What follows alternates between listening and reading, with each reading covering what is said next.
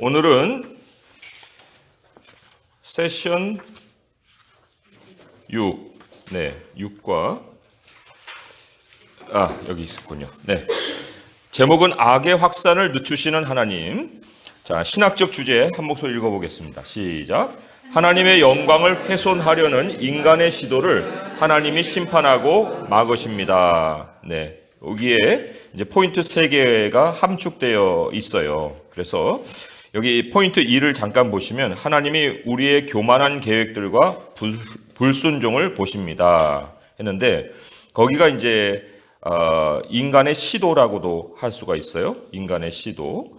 또 두 번째로는 하나님이 우리 자신의 왕국을 세우려는 시도들을 심판하십니다 할 때 그것도 일반적으로 볼 때는 인간의 시도 안에 다 포함이 된다고 할 수 있는데, 이제 하나님의 영광을 훼손하려는 인간의 시도라 할 수 있고요. 그리고는 하나님이 우리의 우상 숭배적 계획들을 실패하게 하십니다 하는 것이 이제 하나님이 심판하고 막으십니다에 해당이 되죠. 그래서 이러한 내용을 가지고 한번 살펴보도록 하겠습니다. 제가 읽어볼게요.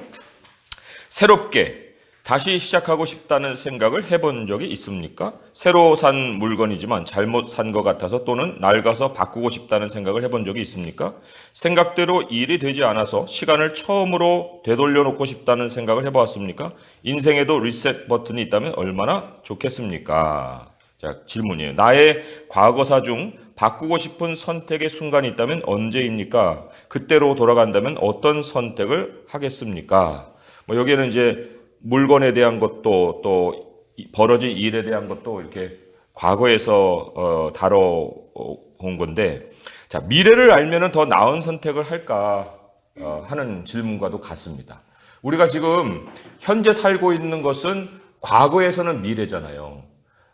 과거에서는 이런 삶을 우리가 전혀 예견을 하지 못했을 거예요. 그런데 이제 그러한 미래가 바로 오늘 현재가 돼서 우리에게 펼쳐지고 있는데, 이 현실이 마음에 안 드는 거예요. 그러면 이제 다시 되돌려서 그때로 돌아가면은 더 나은 선택을 할 수 있을까 하는 그러한 질문이죠.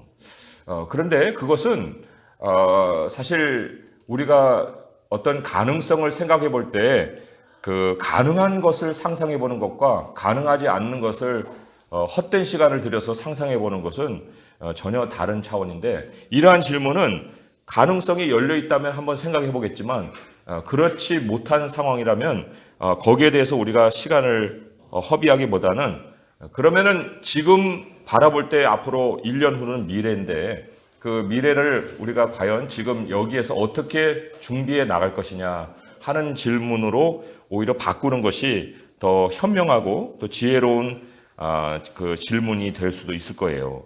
그래서 두 번째 선택이라고 해서 완벽해지는 것이 아니고, 완전함이라는 것은 이 세상에 존재하지 않기 때문에 내가 어떤 선택을 하든지 간에 그 나의 선택 속에 답이 있는 것이 아니다. 하나님께서 모든 것이 합력해서 선으로 인도해 주지 않는 이상은 합력이라고 하는 요소를 빼놓고는 어떠한 것도 자기 그 직선을 그어서는 결코 마지막 결론에 만족할 것을 얻을 수가 없다는 것, 그것을 좀 생각을 해볼 필요가 있죠. 자, 제가 한번 계속 읽어보겠습니다.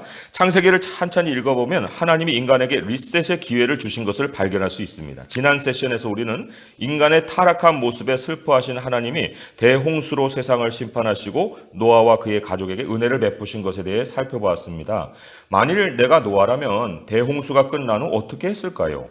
죄에 대한 하나님의 경로와 무서운 심판, 그 가운데서도 나와 내 가족을 보존하신 하나님의 자비를 목격했으니 새로운 결단을 하지 않았을까요? 그런데 안타깝게도 노아는 술에 취했고 아들의 조롱까지 받았습니다. 노아 이후의 세대에는 죄가 더해져서 온 세계 사람들이 자신들의 영광을 위해 그 꼭대기가 하늘에 닿을 만큼 높은 탑을 쌓으려고 합니다.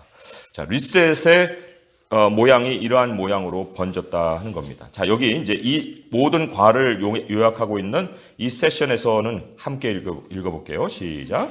이 세션에서 우리는 인간에게 위신과 명예를 추구하는 경향이 있음을 배울 것입니다. 자신의 왕국을 세우고 자기 이름을 높이려는 인간의 계획을 하나님이 보십니다.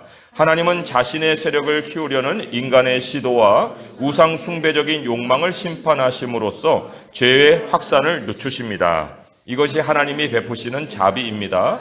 하나님은 우리를 구원하신 후 세상에 흩으셔서 하나님의 아들 예수 그리스도의 이름을 찬양하라는 사명을 주십니다. 자, 포인트 1도 함께 읽어볼게요. 시작. 하나님이 우리의 교만한 계획들과 불순종을 보십니다. 자, 본문인데 오늘은 왼쪽에 계신 분, 세 분 먼저 읽어주세요.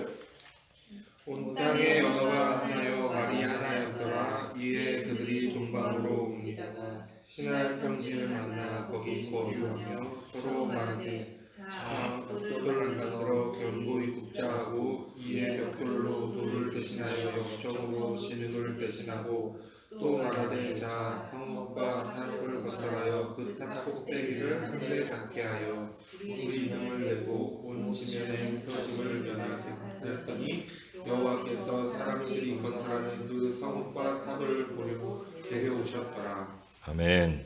이 본문을 읽고 여러분은 어떻게 이렇게 생각할지도 모릅니다. 이 계획에서 잘못된 게 뭐지? 아니 이미 도시와 고층 건물이 가득한 세상에서 도시와 탑을 건축하기로 결정한 게 뭐가 잘못이지?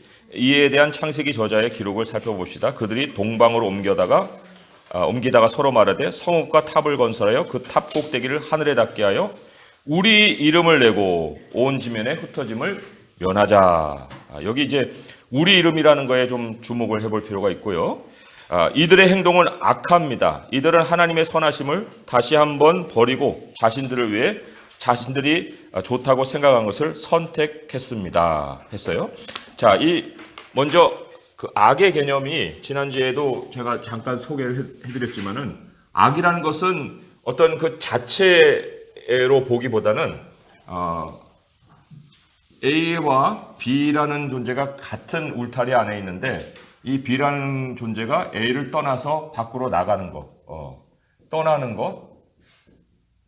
여기는 이제 약속으로 묶여져 있는데 이 약속으로 묶여져 있는 관계를 깨고 등지고 떠나는 것을 성경은 악의 개념으로 많이 다루고 있습니다. 그래서 악인은 우리가 세상에서 찾아보는 존재일 것 같은데 성경에서 수많은 경우에 악인을 언약을 저버린 하나님의 백성을 대변하는 용어로 쓰고 있어요. 악인이. 그러니까 우리가 보통 생각하는 사탄의 존재 이렇게 생각하기가 쉽지만 그러나 본래는 그렇지 않았던 사람이 등지고 떠나는 것을 악의 개념으로 성경을 다루고 있다는 걸 좀 전제하고서 이 말씀을 좀 질문을 다뤄볼 필요가 있습니다. 바벨탑 사건에서 사람들이 함께 모여 하나님께 불순종한 것을 볼 수 있습니다. 불순종하는데 함께함은 어떠한 역할을 합니까? 했는데 이 함께함이라는 것이 이제 대중적인 거잖아요. 군중 심리 같은 거. 그것이 많은 경우에 사람들의 행동에 명분을 제시를 해줍니다. 그래서 어떤 계획을 세울 때나 어떤 일을 진행시킬 때 그 구실과 이후에 이제 우리가 여론을 동반하는 거, 그 다음에 많은 사람들의 지지를 등에 업는 거. 그래서 여기는 우리의 이름이라고 했지만 인류의 이름으로 이런 어떤 대외 명분이라고 볼 수가 있죠. 그리고 여기 이제 함께함으로 인해서 흩어짐을 면하는 그런 의도를 가지고 있습니다. 함께함이 흩어짐의 면함인데 그것이 의미하는 바가 상당히 부정적이에요. 왜냐하면 우리는 서로 그 연결 개념, 이게 고리와 같이 이렇게 연결 개념을 가지고 있거든요. 근데 이게 이제 의의 개념이에요. 의의 개념. 그러나 함께함이라는 것은 색깔을 없애는 거예요. 그래서 유니폼이라고 할 수가 있습니다. 그냥 일률적으로 만들어 버리는 거예요. 그래서도 여기에 보게 되면은 개인적인 소명이 사라집니다. 대의 명분만 남고 개인적인 소명은 사라지는 거예요. 전체주의적인 어떤 통합된 모양을 갖추고 서로의 개별적인 재능이 엮여져서 하나가 되는 이런 개념은 사라지는 거예요. 그러나 교회는 바로 이런 개념이고 바로 이게 공산적인 사상을 말하는 거죠. 전체주의 안에 모든 사람들이 다 녹아져 버려야 되는 이런 상황. 그러니까 같은 함께함이라고 해도 결국은 그 안에 전혀 하나님께서 우리에게 주신 바 부르심과 소명을 찾아볼 수 없는 그런 상황이 바로 불순종하는 데 함께함이라고 볼 수가 있어요. 자, 두 번째 질문은 이렇죠. 반대로 순종하는 데 함께함은 어떤 역할을 합니까? 여기 이제 아담과 하와를 우리가 생각해 볼 때 돕는 배필이라고 말을 하고 있잖아요. 그래서 그러한 함께함, 순종하는 데 함께함은 서로 부족함을 채워주는 거죠. 그래서 우리가 그 돌본다는 것은 결국 함께함이 전제되지 않으면 돌봄이 사실 실천하기가 힘들지 않습니까? 그리고 개개인의 어떤 소명을 상당히 중요시하는 것이 바로 순종하는 가운데 함께하는 것이라고 볼 수가 있고요. 우리 말씀 하나 찾아볼게요. 빌립보서 2장 3절의 말씀. 빌립보서 2장 3절의 말씀. 320쪽이죠. 빌립보서 2장 3절의 말씀 함께 읽어보겠습니다. 시작. 아무 일에든지 다툼이나 허영으로 하지 말고 오직 겸손한 마음으로 각각 자기보다 남을 낮게 여겨라. 그죠? 겸손함. 그래서 함께함의 순종함은 그 서로를 돌보는 겸손함이 동반이 되기 때문에 결코 어떤 사람의 어떤 그 비전이나 위상이나 어떤 그런 그 주장에 다 같이 동조해주는 어떤 그런 것이 아니라 같이 모든 사람이 그 서로를 돌보는 그런 관계로 가는 것이다. 그리고 시편 133편에 참 아름다운 모습이 묘사가 되어 있습니다. 시편 133편에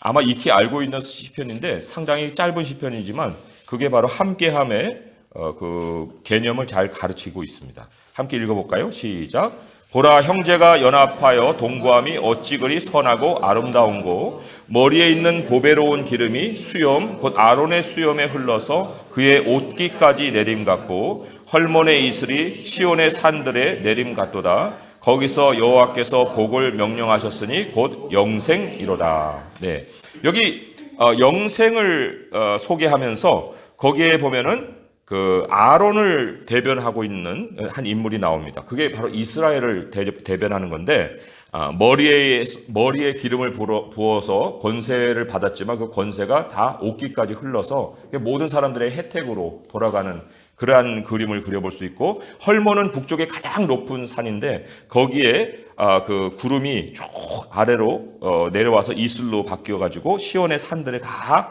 이렇게 나눠주고 있는 이런 상황을 이제 영생이라고 소개를 하고 있어요. 자, 영생.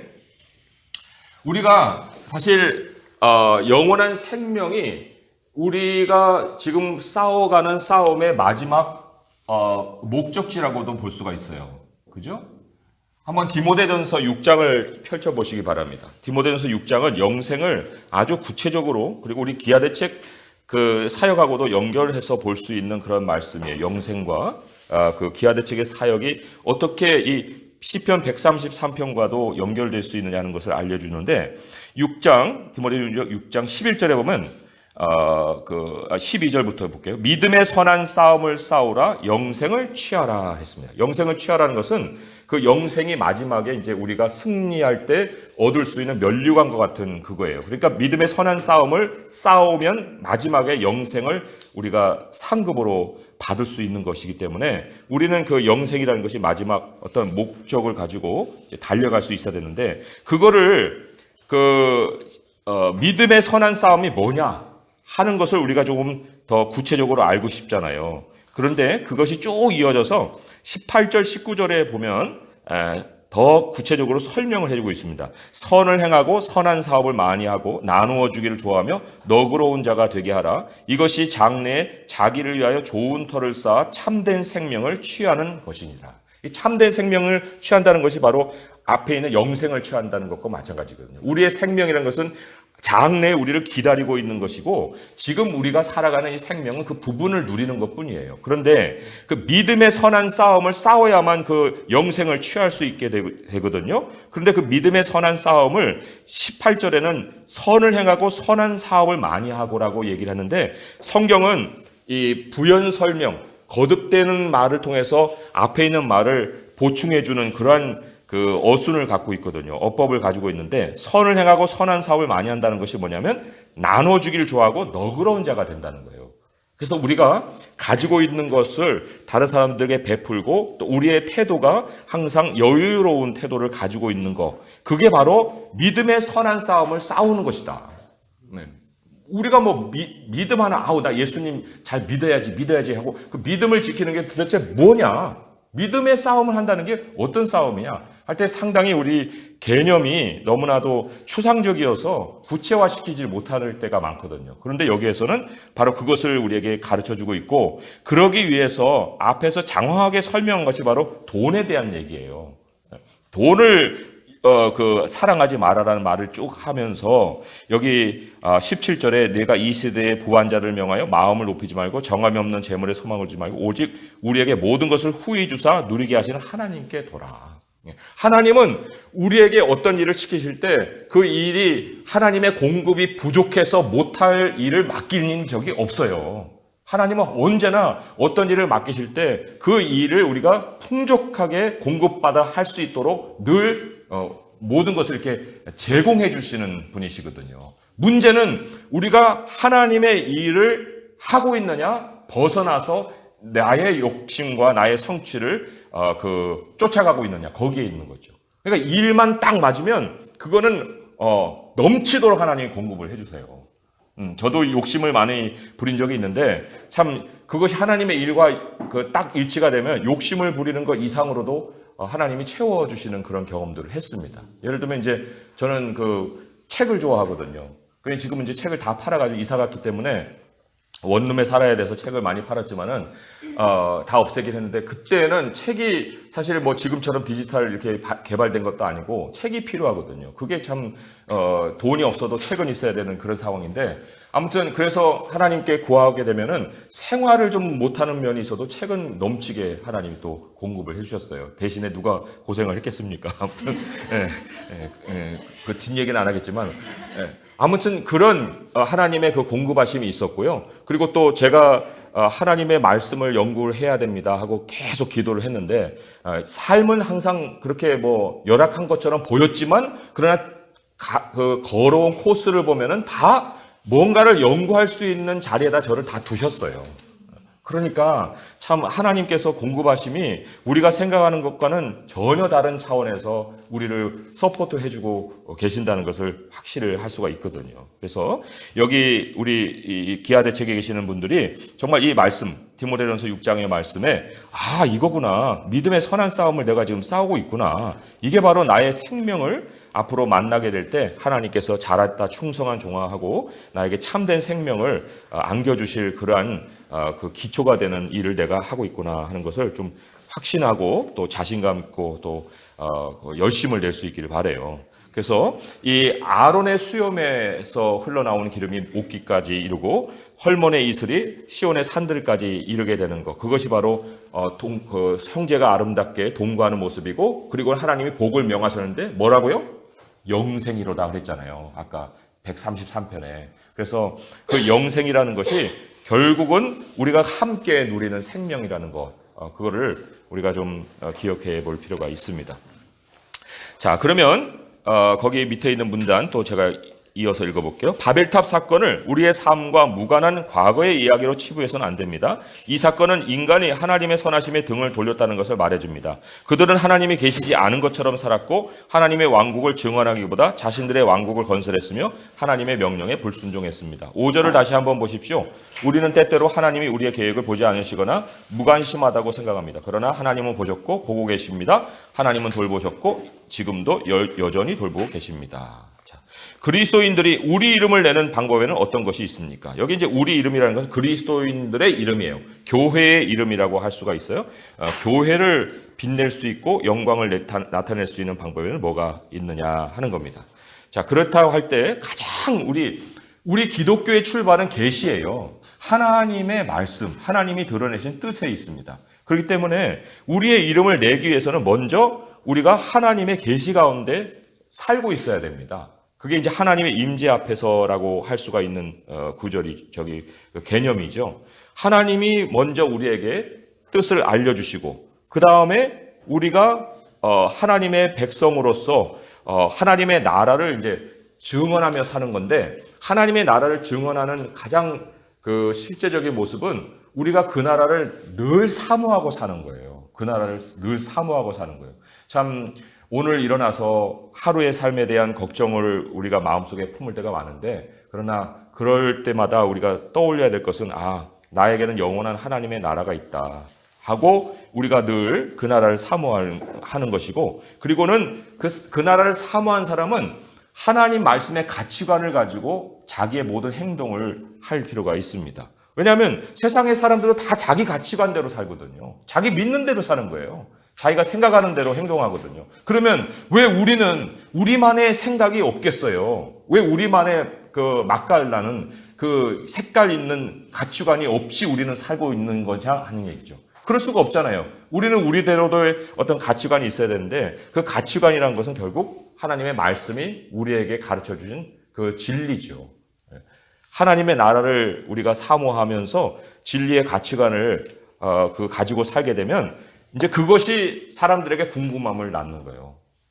당신은 어떻게 그렇게 삽니까? 할 때 복음은 대답할 것을 준비해서 그 사람에게 내주는 것이라 베드로전서에도 또 나오지 않습니까? 그러니까 우리에게 분명히 물어볼 때가 올 거예요. 그러면 그때 내가 나는 이런 이유 때문에 이렇게 살고 있습니다라고 우리가 그러한 사람들에게 그리스도인들의 명분을 앞세워서 설명할 수 있겠죠. 자, 1번은 우리 포인트 1번은 좀 간단하게 그렇게 설명으로 마치고요. 2번, 3번에 좀 중요한 내용들이 많이 나오기 때문에 그거로 넘어가 보겠습니다. 포인트 2번 함께 읽어보겠습니다. 시작. 하나님이 우리 자신의 왕국을 세우려는 시도들을 심판하십니다.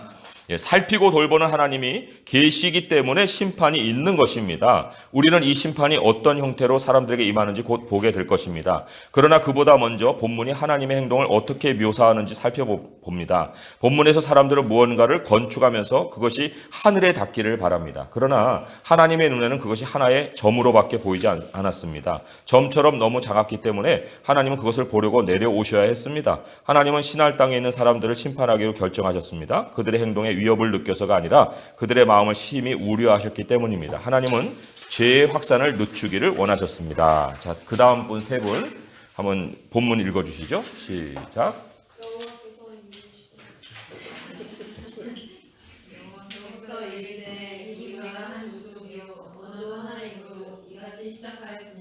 이 구유는 그가 하고자 하는 일을 막을 수 없으리로다.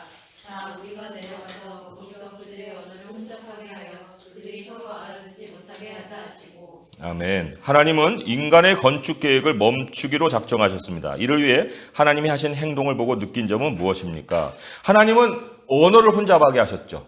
그죠? 서로 소통이 되게 하지 않았습니다. 그러니까 이 하나님이 없는 상황에서 서로가 소통되는 어떤 일을 행한다는 것은 결국은 그것은 보기에는 연합인데 그것이 결코 연합된 결과를 가져올 수가 없어요. 인위적인 소통은 하나님의 뜻에 반역하는 일을 행할 뿐입니다.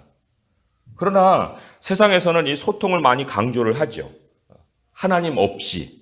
그러니까 우리도 조심해야 될 것이 어떤 의견을 서로 주고받을 수가 있어요. 그리고는 거기에 대해서 어떤 그 동의점을 찾아낼 수도 있고 그러기 위해서 결정까지 갈 수도 있어요. 그러나 그 소통이 과연 하나님 안에서 연합이냐 하는 것은 또 다른 문제예요. 한번 그 다음에 문제를 한번 보겠습니다. 하나님이 심판하시는 중에 자비의 요소를 찾아보십시오 했는데 자비의 요소는 소통이 되지 않게 만드셔버리는 거예요. 그게 하나님의 자비예요. 이상하다. 아니 우리 팀에서 서로 얘기도 안 통하고 일이 잘 진행되지 않는데 이거를 하나님의 자비로 봐야 되느냐? 자비로 봐야 되는 거예요. 왜냐하면 그렇게 되지 않을 경우에는 그 계획이 결코 선한 결과를 낳지 못하기 때문에 그렇거든요. 그러니까 소통이 안 될 때에는 반드시 돌아봄이 있어야 되는 거예요. 소통이 되느냐 안 되느냐에 따라서 하나님의 뜻을 구별해 볼 수 있다는 거죠. 하나님의 뜻을 멀리서 찾을 것이 아니고 하나님이 원하시지 않는 계획은 막으시는 방법이 서로 소통이 되지 않게 하신다. 또 반대로는 어떻게 합니까? 하나님의 뜻이 있는 곳에 우리들의 마음이 서로 통할 수 있게도 만들어 주시는 거예요. 이것이 우리 그리스도인들만의 어떤 역사가 아니고 세상에서 되어지는 많은 일들도 우리가 그 소통의 어떤 어떤 표시를 보면서 이게 하나님이 우리에게 여시는 길이구나 아니구나 하는 것을 가늠해 볼 수가 있습니다. 한번 찾아볼게요. 느헤미야 2장 4절에서 6절의 말씀 먼저 찾아보겠습니다. 느헤미야 2장 4절에서 6절의 말씀 같이 한번 읽어볼게요. 시작. 왕이 내게 이르시되 그러면 네가 무엇을 원하느냐 하시기로 내가 곧 하늘의 하나님께 묵도하고 왕에게 아뢰되 왕이 만일 좋게 여기시고 종이 왕의 목전에서 은혜를 얻었사오면 나를 유다 땅 나의 조상들의 묘실이 있는 성읍에 보내어 그 성을 건축하게 하옵소서 하였는데 그때 왕후도 왕 곁에 앉아 있었더라. 왕이 내게 이르시되 네가 몇 날에 다녀올 길이며 어느 때에 돌아오겠느냐 하고 왕이 나를 보내기를 좋게 여기기로 내가 기한을 정하고 8절입니다. 또 왕의 살림 감독 아삽에게 조서를 내리사 그가 성전에 속한 영문의 문과 성곽과 내가 들어갈 집을 위하여 들보로 쓸 제목을 내게 주게 하옵소서 하매 내 하나님의 선한 손이 나를 도우심으로 왕이 허락하고. 여기 왕만 있는 것이 아니라 이제 왕후도 같이 앉아 있습니다. 그러면은 그 왕후도 사실은 듣고 의견이 있을 수도 있는 거예요. 그런데 왕후도 듣고 가만히 그 모든 말을 듣고 있었고, 그리고 그럴 뿐만 아니라 이 감독 아삽에게 제목도 내주는 일을 행하지 않습니까? 이게 하나님의 선한 손이 다 자기를 도우심으로 일어나는 일들이에요. 소통이 일어나는 거예요. 그런데 이 소통이 일어날 때 이 느헤미야가 하나님께 잠시 기도하는 그런 모습을 우리에게 보여주고 있지요. 그러니까 저도 이제 그 교회를 개척하면서 교회 장소를 알아볼 때 이런 것을 많이 체험을 했습니다. 이제 가서 이렇게 얘기를 해보면 얘기가 잘 통하는 경우가 있는데, 그런데 관리인 아저씨가 그런데 우리 아저씨는 뭐 불교인데 절에다가 많이 이렇게 뭐라고 해요? 그 내는 거를 우리는 헌금이지만 시주도 내고 하는데 자기 월급은 그렇게 올려주지 않는다는 거예요. 그래서 그러시냐고. 그리고 이제 물론 그때 그러면서 여러 가지 이제 그 주고받은 얘기 중에 좀 웃긴 얘기도 있었어요. 뭐였지? 우리는 비영리 단체입니다. 그랬어요. 왜냐하면 교회를 한다니까 잘 안 내주더라고요. 그래서 교회가 아니고 교회라는 얘기 안 하고 뭐 하시냐? 그래서 우리는 B형이 단체입니다 했더니 저는 A형이에요 그러더라고요. 그래서 A형이요? 왜 A형이 거기 나오지? 그랬더니 알아듣는 게 B형이요 그렇게 얘기했는가 봐요 제가. 그랬더니 B형이 단체를 B형으로 알고 자기는 A형이래. 근데 아무튼 그런 그 소통을 우리가 좀 소통이 안 되는 경우도 이제 물론 그분은 그 다른 말로 알아들었기 때문에 그렇게 하겠지만은 주인의 말에도 모순이 있는 거예요. 주인의 모습도 모순이 있잖아요.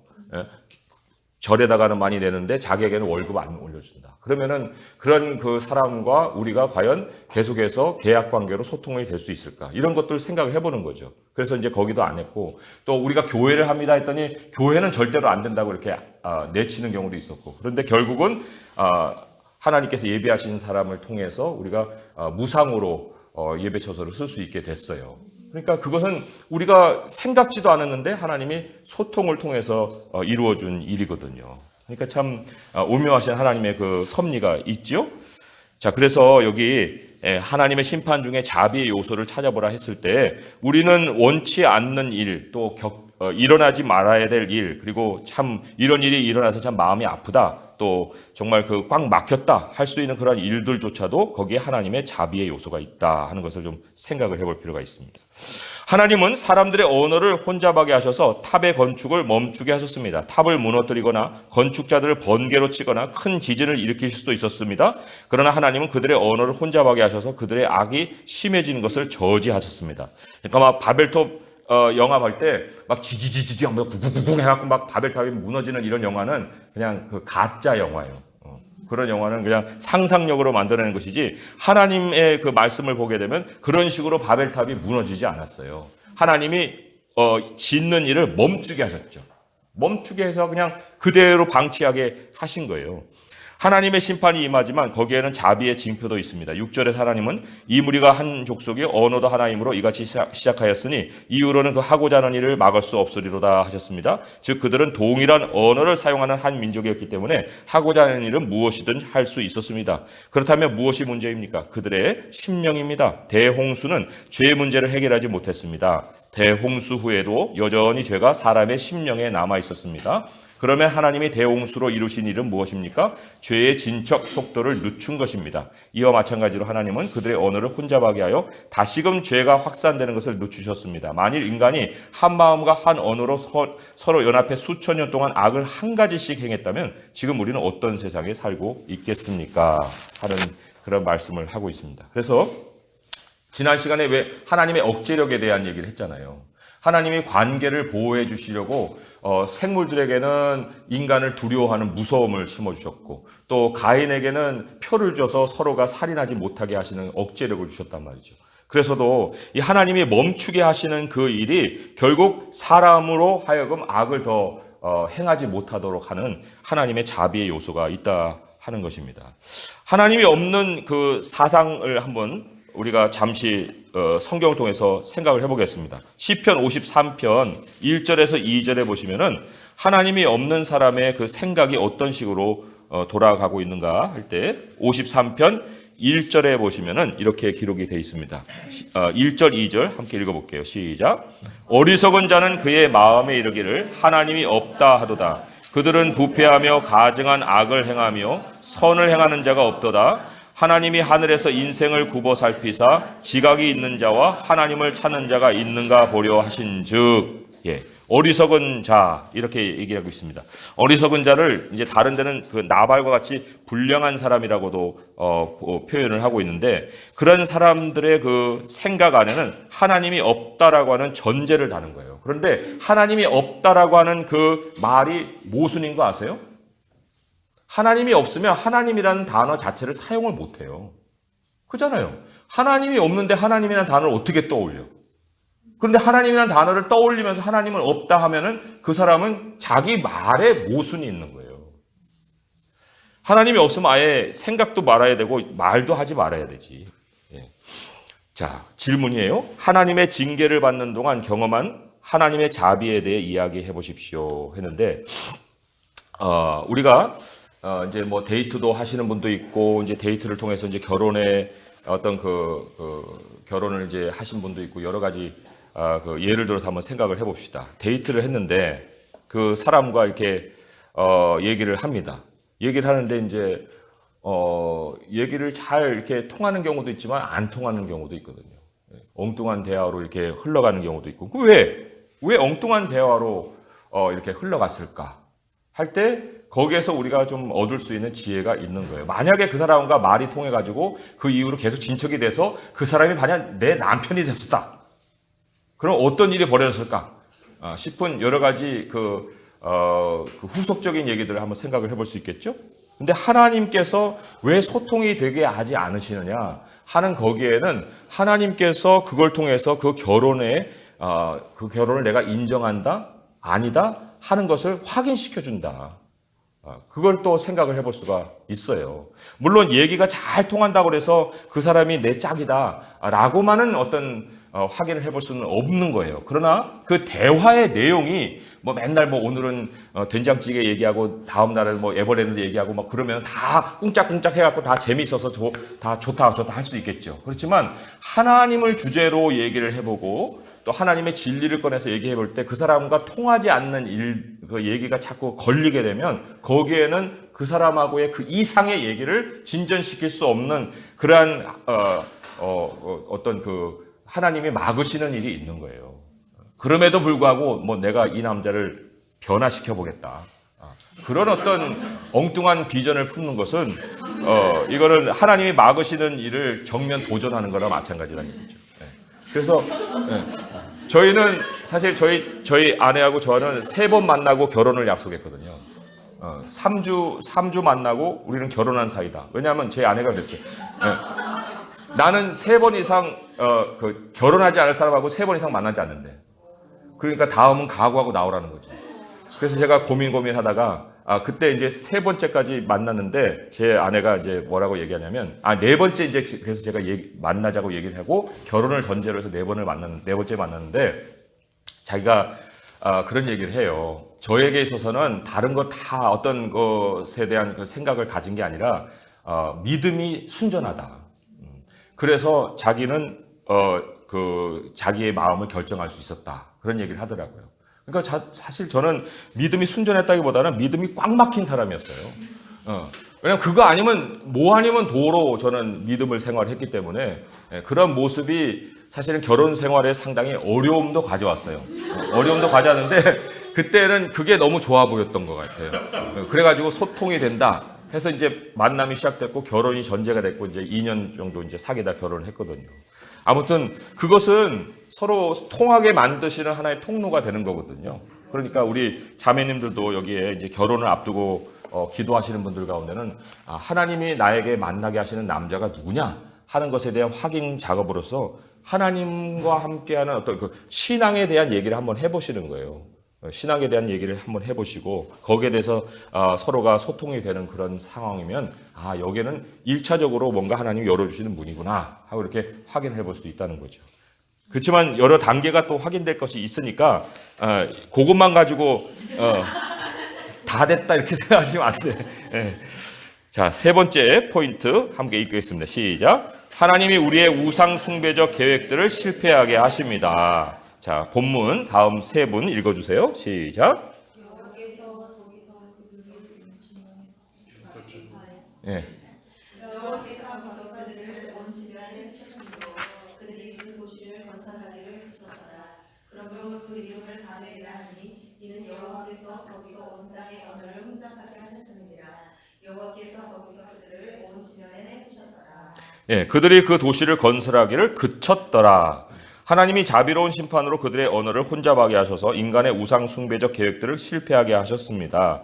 일이 계획대로 잘 되지 않으면 우리는 상실감과 슬픔을 느낍니다. 자기중심적인 생각과 자기 체면과 명예에 몰두하며 상처받을 일이 많고 앞길을 막는 사건들이 발생합니다. 만약 오랫동안 나의 생각과 계획과 의사결정의 순간에 하나님이 함께하지 않았고 내가 계획하고 결정할 모든 것이 실패로 끝났다면 하나님의 심판을 받았다고 생각할 수도 있습니다. 그러나 우리는 인간의 우상 숭배적 계획들을 제거하시는 하나님의 심판 속에 숨어있는 하나님의 자비를 볼 수 있어야 합니다. 자, 질문이에요. 나의 왕국을 세우려는 시도를 하나님께 심판받은 적이 있습니까? 자, 심판은 어떤 모양으로 찾아온다고요? 그치게 만드시는 거예요. 그치게, 멈추게 만드시는 거예요. 그만두게 하시고 포기하게 하시는 거예요. 그것도 중도에, 진행이 잘 되다가도 중도에 그것을 못하게 만드시는 거. 그거 이제 나의 왕국을 시도하시는 하나님의 심판으로의 표시라고 할 수 있죠. 하나님 없이 성공하는 것보다 실패하는 것이 더 나은 이유는 무엇입니까? 했는데 왜 실패했을까? 왜 실패했을까? 이제 돌아보게 하는 그 몇 가지 사례들이 있습니다. 자, 성공, 형통이라는 말이 성경에 제일 처음 나오는 본문이 있고 또 형통을 못한 사례를 제일 처음 소개하는 본문이 있어요. 그걸 이제 비교해 보면은 거기서 우리가 왜 나는 실패해야 할까? 아니면 어떻게 하면 성공할 수 있을까? 하는 그런 것을 좀 가늠해 볼 수 있겠죠. 성공의 첫 사례, 형통을 처음으로 소개하는 것이 바로 창세기 24장이에요. 창세기 24장에 보시면 이제 아브라함의 종 엘리에셀이 리브가를 찾아 나서는 그런 그 기록인데 창세기 24장 42절의 말씀 한번 찾아서 읽어보겠습니다. 창세기 24장 42절의 말씀 함께 읽어보겠습니다. 시작. 내가 오늘 우물에 이르러 말하기를 내 주인 아브라함의 하나님 여호와여 내가 만일 행하는 길에 형통함을 주실진데. 그리고 56절의 말씀 또 한번 읽어볼게요. 시작. 그 사람이 그들에게 이르되 나를 만류하지 마소서 여호와께서 내게 형통한 길을 주셨으니 나를 보내어 내 주인에게로 돌아가게 하소서. 예. 이 처음에는 몇 절이었죠? 42절에 여기 이제 하나님께 기도를 하죠. 하나님 여호와여 만일 내가 행하는 길에 형통함을 주실진데 하면서 이렇게 이제 조건을 달죠. 그리고는 이제 그 조건대로 일이 아주 순탄하게 일어나죠. 그리고는 이 리브가의 그 가족들이 만류하면서 더 있어라 했는데 56절에 보니까 여호와께서 내게 형통한 길을 주셨으니 나를 보내어 내 주인에게로 돌아가게 하소서라는 말까지 지금 고백을 하고 있습니다. 자, 처음 시작할 때와 또 마지막 끝날 때까지 모든 것을 다 하나님께서 형통하게 지금 인도해 주고 계시는 것을 만나볼 수가 있습니다. 여기서 뭐 일 잘 됐다 해가지고 거기서 일이 멈추는 게 아니고요. 계속 끝까지 아브라함 앞에 도달할 때까지 지금 일을 진행시키고 있는 엘리에셀을 만날 수가 있고, 여기에 보게 되면은 뭐를 지금 타진하고 있냐면 소통을 타진하고 있는 거예요. 지금 뭐 방법은 여러 가지일 거예요. 그죠? 여기는 이제 이 여인이 뭐 낙타 물동이를 메고 와서 뭐 우물을 개어 나에게도 물 주고 낙타에도 물 주고 그러게 되면은 그것이 바로 사인입니다. 이렇게 이제 그 조건을 걸었지만은 그러한 조건들은 뭐 여러 가지로 응용될 수 있겠지만, 그러나 여기에서 메시지는 소통을 타진해 본 거다. 소통을 타진해서 하나님이 나에게 형통한 길을 열어주고 계시는지 아니 계시는지를 이제 본 거죠. 근데 하나님이 함께 하시는 곳에서는 그 소통함이 일어날 수 있어요. 여기 보면은 하나님이여 만일 내가 행하는 게 형통함을 주실진데, 하나님께 맡기고 있잖아요. 형통을 하나님이 열어주실 때에 형통함을 얻을 수 있다는 전제를 가지고 지금 이 소통을 행하고 있습니다. 그래서도 찾아보진 않겠지만 39장 2절에 요셉이 형통한 배후에도 하나님이 함께 하심이 늘 따라다녔어요. 그래서 하나님과 함께 모든 일에 소통을 한번 확인해 보는 것, 그것이 이 성공 첫 사례로 우리에게 제시되고 있다면, 성공치 못한, 형통치 못한 첫 사례가 민수기 14장에 나옵니다. 민수기 14장 41절의 말씀 한번 보겠습니다. 민수기 14장 41절의 말씀에 여기에 보면 이제 어디에요? 여기 전쟁하지 말고 막잖아요. 하나님께서 전쟁을 하지 말아라 막았는데 41절에 이렇게 나오죠. 모세가 이르되 너희가 어찌하여 이제 여호와의 명령을 범하느냐, 이 일이 형통하지 못하리라 했는데 이제 올라가서 막 전쟁을 벌이다가 거기에서 대패하는 그런 일들이 있지 않습니까? 그러니까 이 하나님께서 정탐꾼을 통해서 이미 기회를 줬는데 때에는 다 거부하다가 안 된다고 이제 그래서 하나님께서 가지 말라고 할 때는 오히려 막 달라들어 가지고 이렇게 행하려고 하는, 여기에 바로 하나님이 행하시는 그 심판이 있었던 거죠. 그런데 여기 어찌하여 여호와의 명령을 범하느냐, 어찌하여 이제 여호와의 명령을 범하느냐, 이 일이 형통하지 못하리라. 형통과 형통하지 않는 그 차이에 여기 여호와의 명령을 범한다는 것이 영어로는 이제 transgress거든요.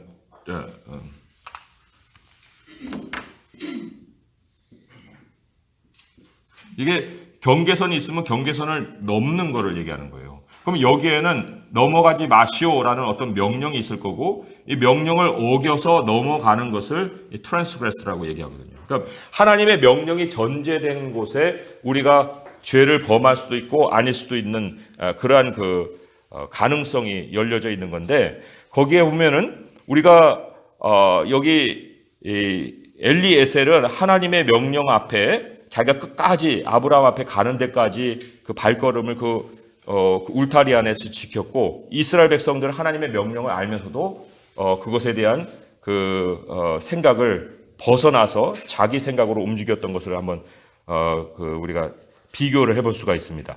자, 그것을 종합해 볼 수 있는 것이 신명기 29장 2절에서 9절의 말씀이에요. 신명기 29장 2절에서 9절의 말씀 우리 같이 한번 찾아볼게요. 신명기 29장 2절에서 9절의 말씀. 중간에 좀 설명이 필요한 구절도 있습니다.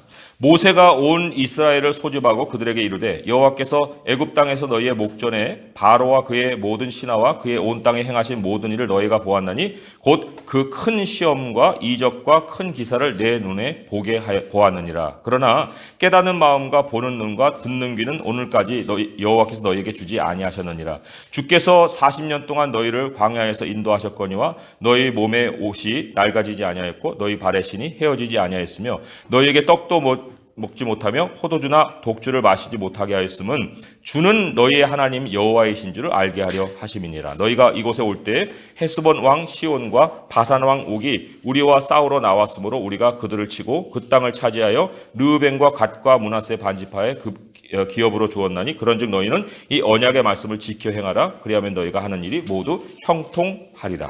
여기 왜 깨닫는 마음과 보는 눈과 듣는 귀와 오늘까지 여호와께서 우리에게 주지 않았느냐, 이 이유예요. 왜냐하면 이 출애굽의 사건은 어찌면 하나의 진리를 가르치기 위함이에요. 유일한 진리. 뭐냐면 하나님이 여호와가 하나님이시다. 다른 어떤 신도 하나님이 아니라 우리의 여호와 하나님이 우리의 하나님이시라는 가르치는 거예요. 그래서 그 10계명의 첫 계명이 나 외에 다른 신을 내게 두지 말지니라.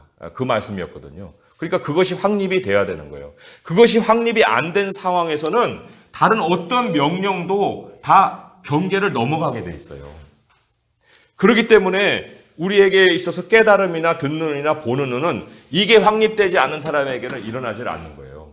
그래서 여기에 뭐라고 6절에 광야를 통해서 뭐를 가르치려 했냐면 주는 너희 하나님 여호와라는 거예요.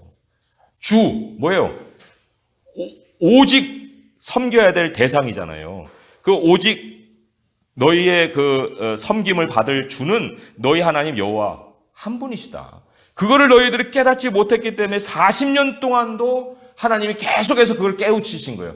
이스라엘이 애굽을 떠나는 그 순간에 재앙을 통해서 이미 결론을 내렸어야 될 그 사실을 그 결론을 못 내리고 계속 그 시험하고 불평했기 때문에 하나님께서 광야에서 그 하나님 한 분이시라는 것을 깨우치려고 계속해서 교훈을 주신 거예요. 그런 전까지는 깨닫는 마음, 보는 눈, 듣는 귀 이런 거는 다 이 부가적인 거죠. 그들에게는 사실은 있을 필요도 없는 거예요. 그런 거 있어봐야 뭐예요? 하나님도 깨닫지도 못하는데. 그러니까 우리 하나님이 우리에게 뭐를 자꾸만 요구하시냐면은 너희 하나님은 오직 여호와이시다. 우리 하나님은 유일하신 하나님이시다. 그것을 우리가 알 수 있기 위해서는 결국은 하나님의 말씀을 우리 마음속에 간직하는 것이 필요하다 하는 것을 우리에게 일깨워주고 있습니다. 그래서 형통함이라는 것은 결국은 하나님 중심으로 먼저 내 삶의 인생을 확립시켜야 됩니다. 오직 하나님이시다. 오직 하나님이시다. 우리에게 구원받을 이름을 예수 그리스도 외에 주신 적이 없다. 그러니까 우리의 모든 일은 예수 그리스도의 이름으로 해결이 되는 거예요. 그리고 예수 그리스도의 이름으로 우리가 기도하는 거예요. 그리고 예수 그리스도의 이름 안에서 우리의 삶을 계획하는 거예요. 그러게 되면은 하나님이 우리에게 깨닫는 마음 주시고 듣는 귀를 주시고 보는 눈을 주시는 거예요. 그리고 계속 분별해 나갈 수 있게 인도를 해 주신다 하는 얘기죠. 그냥 말씀부터가 아닙니다. 그냥 말씀부터가 아니고 하나님이 중심이어야만 말씀이 내 심령에 자리를 하는 거예요. 말씀이 뿌리를 내릴 수가 있습니다. 자, 그래서 계속해서 읽어보게 되면 하나님이 인간의 우상 숭배적 계획들을 실패하게 하신다는 것은 좋은 소식입니다. 하나님은 인간의 유익을 위하시며 인간이 하나님 안에서 만족하며 살기 원하시기 때문에 우리가 다른 것에서 즐거움을 찾으려고 하면 하나님은 그것들을 모두 서서히 제거하십니다. 이 서서히 제거하는 것도 은혜겠죠. 우리는 종종 삶의 실패를 재난이나 하나님의 심판의 징조로 해석합니다. 창세기 11장은 우리의 계획이 자주 실패하는 이유는 그것이 하나님의 계획이 아니라 우리의 계획이었기 때문이라고 일깨워줍니다. 우리는 기도하지 않고 내 생각으로 어떤 일을 계획하곤 합니다. 그리고 하나님께 의존하지 않고 내 마음대로 진행합니다. 이것의 뿌리는 믿음이 아니라 불순종입니다. 하나님을 예배하며 영광 돌리는 것이 아니라 우상을 숭배하고 자신이 영광 받으려는 것입니다. 하나님은 선하심과 은혜로 그런 계획들을 실패하게 하십니다. 실패하게 하셔요. 하나님의 목표는 인간을 하나님께 돌아오게 하는 겁니다. 하나님은 우리가 하나님 외에 우리를 만족시킬 것이 아무것도 없음을 깨닫기를 바라십니다. 만약 인간의 우상 숭배적인 계획이 실패하지 않는다면 인간은 계속해서 하나님을 거부하고 무엇이 잘못되었는지 모른 채 살아갈 것입니다. 자, 그래서 하나님이 우리의 계획을 멈추게 하시는 여러 가지 그 징후들이 있어요. 여기 질문에 우리 계획이 우상 숭배적인지 아닌지 분별하게 해준 징후는 뭡니까? 첫째, 서서히 제거되는 거예요. 서서히 그 일들이 뭐 급하게도 안 돼요. 그러니까 막 부글부글 더 끓겠죠. 그렇지만 서서히 그 모습이 사라지는 거예요. 서서히. 또 계획이 자주 실패합니다. 자주 실패를 경험하게 하는 거예요. 그리고 세 번째로는 거기에 만족이 없어요. 이뤘다 해도 만족이 없어. 그러면은 이 세 가지 중에 하나에 걸리는 것은 하나님이 막으시는 일이다. 하나님 막으시는 일이다. 자, 두 번째 질문을 이렇습니다. 하나님과의 관계를 떠나 성공만 추구하고 있는지 아는지 어떻게 분별할 수 있습니까? 할 때 성공만 추구하고 있다고 하는 그 징후가 여기 앞에 여러 가지로 언급이 됐지만, 첫째, 기도하지 않고 어떤 일을 계획하는 거예요. 그죠?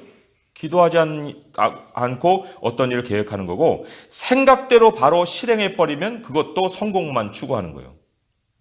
그리고 마지막 그림이 자기 자신으로 그려질 때 거기에 바로 성공을 추구하는 그러한 그 위험성이 있다.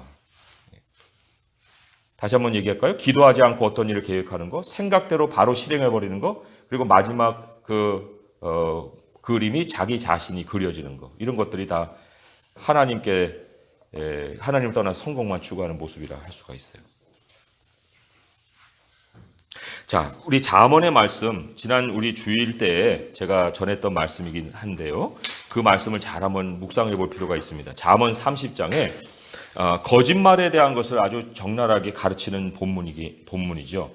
그런데 우리가 이 세상이 내세우는 그 거짓말에 속지 말아야 될 이유가 여기에도 잘 나와 있어요. 잠언 30장 1절에서 9절까지 말씀인데, 거기에 보면 이런 말씀이 있습니다. 5절에 하나님의 말씀은 다 순전하며 하나님은 그를 의지하는 자의 방패신이라 하는 말이 있어요. 여기 다라는 것은 every word예요. every word. 모든 말 한마디. 그게 순전하다는 것은 그 refined라는 뜻이거든요. 정제되었다. proven이라고 할 수도 있습니다. 은을 7번 정제하면은 찌기가 다 없어지잖아요. 그리고 순은이 드러나거든요. 그러니까 그 모든 과정 속에서 그 하나님의 말씀은 모든 단어가 다 입증된 진리라는 거예요. 역사를 통해서 아담으로부터 해서 쭉 지금까지 하나님이 우리에게 주신 모든 성경은 7번 정제된 은과 같이 다 그 역사에서 입증된 진리다. 이 진리는 그냥 상상으로 준 것도 아니고 가정으로 준 것도 아니고 이미 입증된 하나님의 말씀이기 때문에 하나님은 그를 의지하는 자의 방패가 되어 주신다. 우리가 하나님을 의지하기만 하면 그 말씀을 통해서 하나님은 모든 일들을 하나님이 막아주실 땐 막아주시고 이루실 때는 이루시는데, 우리의 실수는 뭐냐면 6절에 너는 그의 말씀에 더하지 말라. 그가 너를 책망하시겠고 너는 거짓말하는 자가 될까 두려우니라. 아니, 입증된 진리가 있는데 왜 거기에 더합니까? 우리의 생각을 가지고.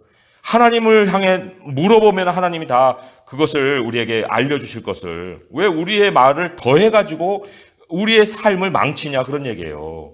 그래서도 하나님께서 우리에게 구하게 하시는 기도 제목이 여기 두 가지지만 두 가지가 하나로 연결되어 있는 그 개념을 가져요. 8절에 보면 헛된 것과 거짓말을 내게서 멀리 하오시며, 이 거짓말이 뭐예요?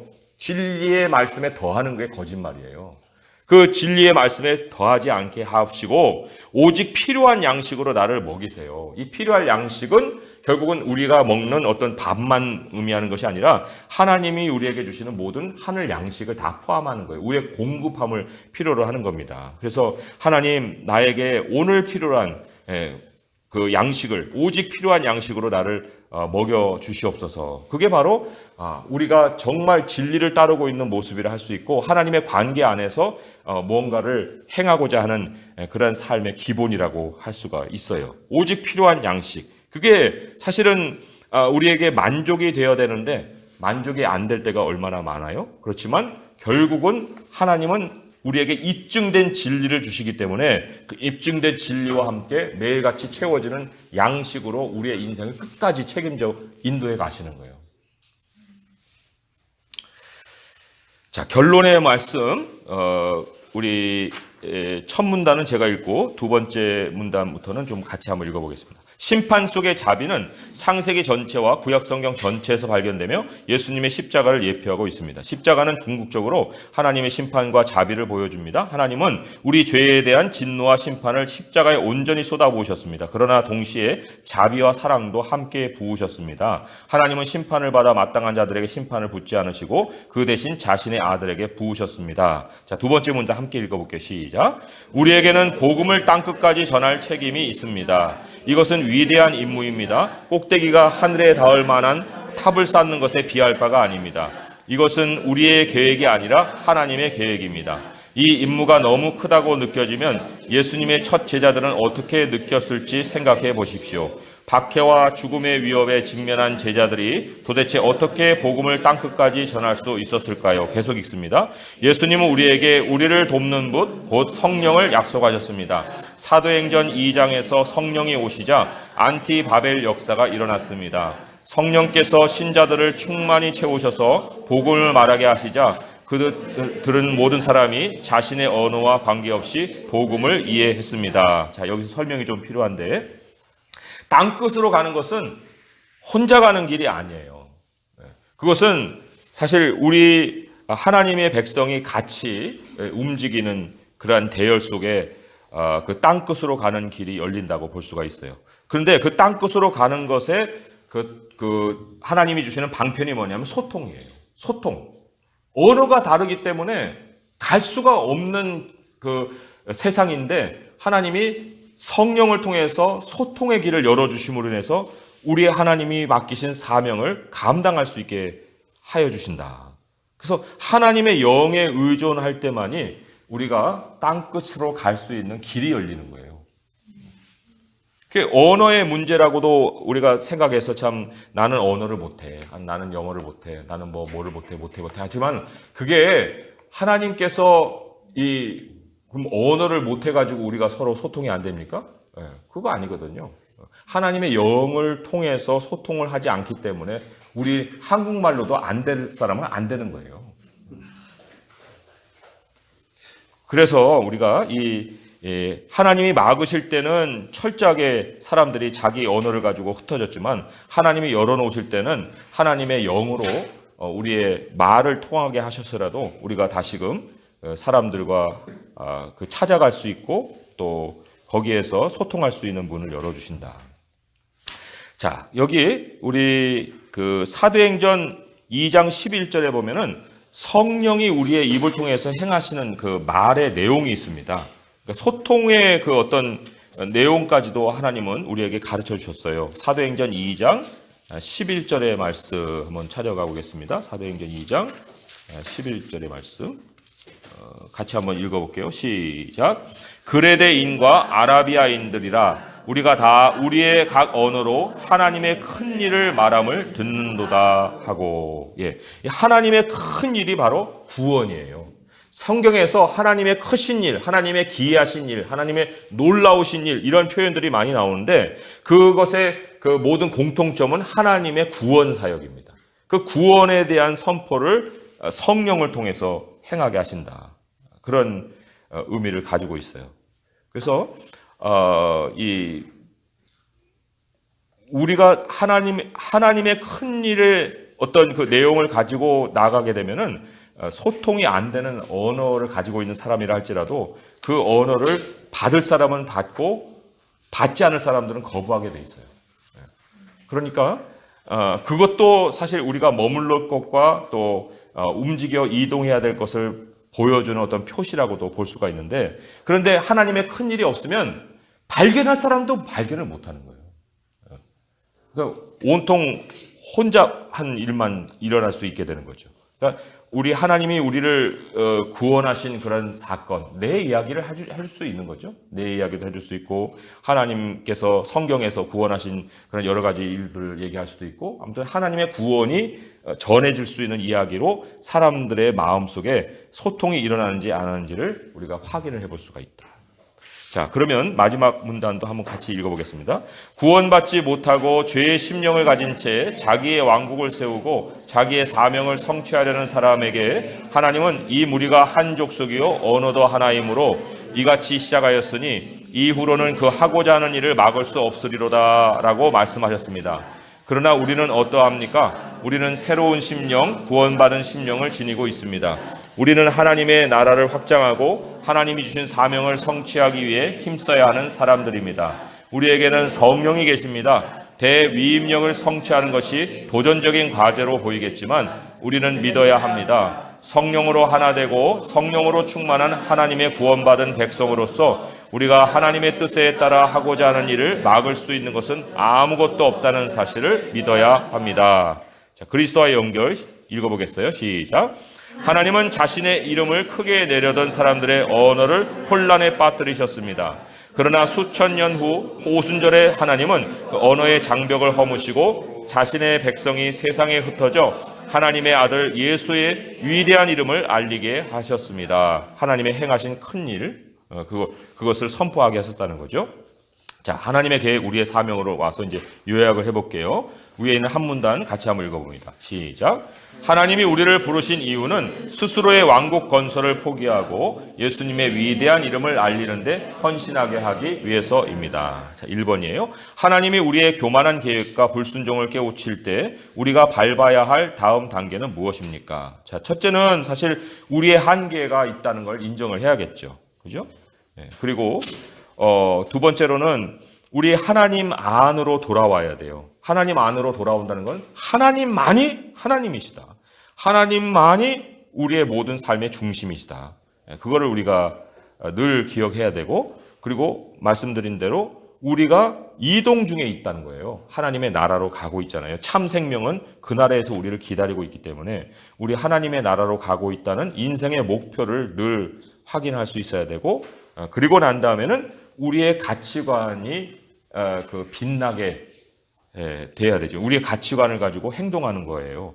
다른 모든 세상 사람들도 자기 가치관대로 행동하듯이 우리도 우리의 빛깔을 내는 거예요.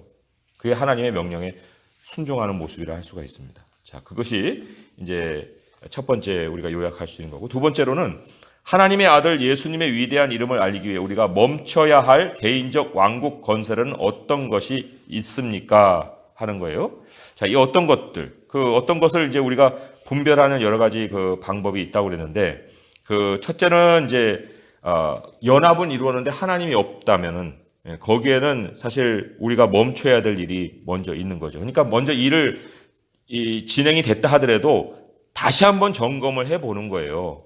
그래서 이 그리스도와 벨리알이 조화를 이룰 수 없다. 고린도후서 6장 15절에서 18절에 그렇게 나오잖아요. 믿지 않은 자와 우리가 상관할 수가 없다. 하나님 성정과 또 우상이 일치할 수가 없다. 이런 것들을 우리가 알 수 있지 않습니까? 그러니까 사실 이 파트너십을 생각해 본다고 할 때 연합은 이룰 수가 있지만 그러나 목적이 다를 수가 있고, 그리고 또 거기에서는 인위적인 소통을 통해서 결과만 남지 결국 하나님의 선하신 일을 이루지는 못하는 그러한 우매한 일을 남길 수가 있다. 그러니까 인위적인 소통을 하는 것이 아니라면은 반드시 우리 하나님이 그 안에서 서로의 마음속에 소통이 될 수가 있어야 하는 거죠. 자, 그리고 어떤 일, 그것이 멈춰야 될 일이라면은 단지 큰 일은 멈춰야 되는 거예요. 단지 큰 일. 그러니까 하늘에 닿는 일이 얼마나 큰 일이에요. 근데 그런 일을 하지 말라는 거예요. 단지 크다고 해서 행할 일이 아니다. 하나님의 큰 일이라는 것은 결과적으로 나타나는 일이지 목표로 만들 일은 아니에요. 그래서도 우리가 얼마나 피곤한 삶을 사는지 모르죠. 시편 131편에 그 한번 경고를 우리가 잘 새겨볼 필요가 있습니다. 시편 131편. 그래서 저는 이 말씀을 예전에 이미 알았고, 그래서 예전부터 이렇게 살아요. 그래서도 지금 여유 있게 삽니다. 여유 있게 살아요. 아니면 진작에 제가 그 누구의 뭐 하목사님 뭐 이런 분들 따라가다가 가랭이가 찢어졌겠지만, 아무튼 시편 131편에 이렇게 기록이 되어 있습니다. 함께 읽어볼게요. 시작. 여호와여, 내 마음이 교만하지 아니하고 내 눈이 오만하지 아니하오며 내가 큰 일과 감당하지 못할 놀라운 일을 하려고 힘쓰지 아니하나이다. 실로 내가 내 영혼으로 고요하고 평온하게 하기를 젖된 아이가 그의 어머니 품에 있음 같게 하였나니 내 영혼이 젖된 아이와 같도다. 이스라엘아, 지금부터 영원까지 여호와를 바랄지어다. 여기 여호와를 바란다는 기다린 거거든요. 여기 큰 일과 놀라운 일은 구원과 연결되는 일이라고 말씀드렸죠. 그죠? 근데 모든 세상의 일은 다 구원을 받아야 되는 일이에요. 하나님께로 돌아와야 되는 일이잖아요. 제 궤도에서 진행되는 일이 하나도 없잖아요. 그러니까 먼저 일을 이루려고 하는 것이 아니라 그것이 제 궤도로 돌아오게끔 우리가 인도하는 일을 해야 하는데, 그것이 우리의 뜻대로 되는 일이 아무것도 없어요. 그래서도 우리의 먼저 우선순위는 하나님 안에서 만족을 누리는 삶이라는 거죠. 하나님 안에서 먼저 만족도 누리지 못하는데 어디 가서 큰 일을 이뤄가지고 그 성취를 통해서 만족을 얻겠습니까? 돌아와가지고는 그냥 마음이 부들부들 떨리면은 그게 뭐예요? 아무것도 아니잖아요. 그러니까 어린 아이가 충분하게 자기의 젖을 먹고 엄마 품에서 이렇게 쉬고 있는 그런 모습처럼 우리가 그러한 모습을 가지고 먼저 준비를 할 때에만이 하나님이 우리를 통해서 행하시는 일들을 감당할 수가 있다. 그래서 단지 큰 일이 아니라 하나님이 우리로 주시는 그 삶의 어떤 그 만족감, 자족감, 뭐 이런 것들을 먼저 누려야 한다 하는 것. 그게 이제 우리가 멈춰야 할 여러 가지 일들을 가늠하는 것이고요. 누가복음 19장 17절에는 이렇게 주님이 칭찬했습니다. 지극히 작은 것에 충성하는 자에게 내가 큰 것을 맡기리라. 지극히 작은 것에 충성하는 사람에게 그 10고울 권세를 맡긴다. 이런 말씀도 있지 않습니까? 누가복음 19장 17절의 말씀. 그래서 우리 하나님이 맡기신 그 어떤 사명, 임무 이런 것들을 큰 것 속에서만 의미를 둘 것이 아니라 정말 작은 일 속에서 하나님의 뜻을 이루는 우리들의 그 소명의식이 있어야겠죠. 그러니까 명분의 문제가 아니고 이것은 소명의 문제라는 것을 생각해 볼 수가 있습니다. 자, 세 번째로는 성령께서 어떻게 우리를 도와 예수님의 이름을 높이는 사명을 수행하게 하십니까? 성령 어떻게 해요? 소통이 되게 하시는 거예요. 소통이. 그래서 우리 아침마다 이제 큐티 하신다 하잖아요. 그러면 큐티 하시면서 거기서 서로 대화를 나누고 기도 제목을 나누고 그것이 바로 이제 성령의 그 소통케 하시는 일을 경험하는 순간이거든요. 그런데 이제 큐티 딱 끝나고 업무 들어가면은 저는 반대합니다. 뭐 그런 일을 왜 하십니까? 이런 식으로 이제 언어가 달라져 버리면 이 사람 뭐야? 인격이 두 인격이야? 이렇게 이제 되겠죠. 그러니까 그 큐티 시간에 이었던 그 나눴던 그 용어, 그 태도, 뭐예요? 그 언어 그대로 이어가시라고요. 예? 팀장님 이 일을 하면 너무 은혜로울 것 같아요.